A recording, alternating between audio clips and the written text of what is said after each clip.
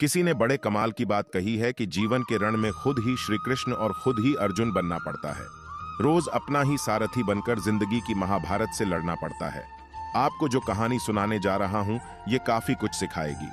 कहानी शुरू होती है एक बिजनेसमैन से जो अपने बिजनेस को लेकर काफी चिंता किया करते थे कि क्या होगा आने वाले कल में, कैसे काम आगे बढ़ेगा।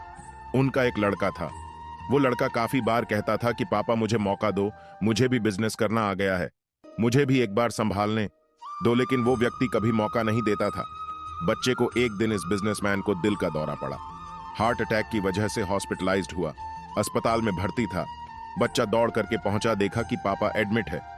डॉक्टर्स ने कहा कि अब थोड़ा पहले से ठीक है, धीरे धीरे रिकवर होंगे। इस लड़के ने अपने दोस्त को कॉल किया कि भाई आजा, मेरे पापा एडमिट है। और वो दोस्त आ गया।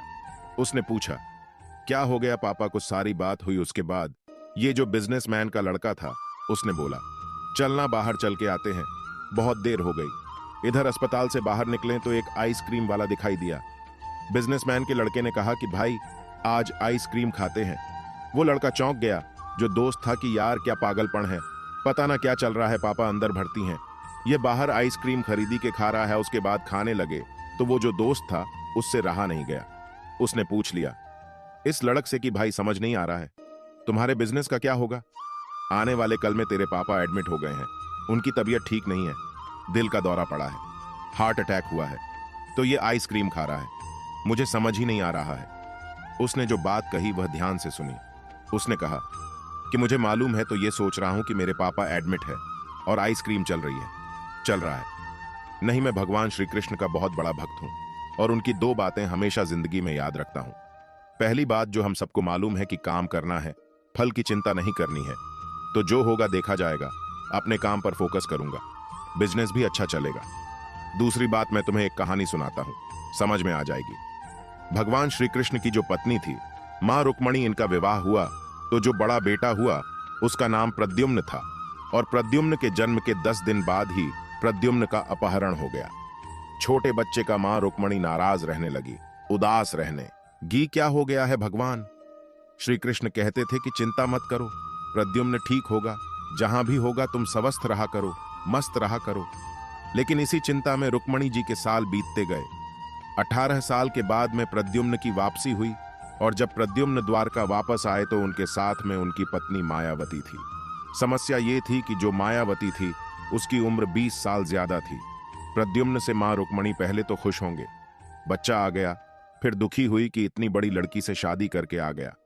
भगवान श्री कृष्ण के पास गए और कहने लगी कि क्या हो गया है। भगवान श्री कृष्ण ने कहा कि जो हो गया है उसको स्वीकार कर लो, चिंता मत करो। लेकिन मां रुक्मणी कह रही थी बड़ी लड़की से शादी कर ली, यही मिली थी ये, वो पता नहीं बहुत सारी बात है, उस स्वीकार नहीं कर पा रही थी। उदास हुए जा रही थी, दुख हुए जा रही थी। 1 साल 2 साल समय बीत रहा था, लेकिन अंदर ही अंदर वो बात उनको कचोटती रही। 8 साल के बाद में रुक्मणी जी ने स्वीकार कर लिया कि प्रद्युम्न ने जो शादी करी वह ठीक है, ज्यादा चिंता करने की जरूरत नहीं है। उस शादी को उन्होंने स्वीकार कर लिया। एक तरीके से अपनी जिंदगी के 26 साल उन्होंने उदासी में बिता दिया। यह कहानी खत्म करती है। लड़का बोला कि भाई मैंने भी जिंदगी में स्वीकार करना सीख लिया है, क्योंकि भगवान श्री कृष्ण कहते हैं कि जो हो रहा है उसको स्वीकार कर लो, जिंदगी अपने आप सहज हो जाएगी। छोटी सी कहानी जो 2 बड़ी बातें सिखाती हैं, और यही बात है आप तक पहुंचाना चाहता था कि जिंदगी में जो हो रहा है, जिंदगी चलती चली जाती है, आप भी चलते रहिए। जो होगा अच्छा होगा, अच्छे के लिए होगा। एक बार फिर से कहना चाहता हूं, ऊपर वाले के आशीर्वाद के साथ, अपने सच्चे प्यार के साथ, अपनों के प्यार के साथ, एक बार फिर से वही बात जो अक्सर कहता हूं, कर दिखाओ कुछ ऐसा कि दुनिया करना चाहे आपके जैसा।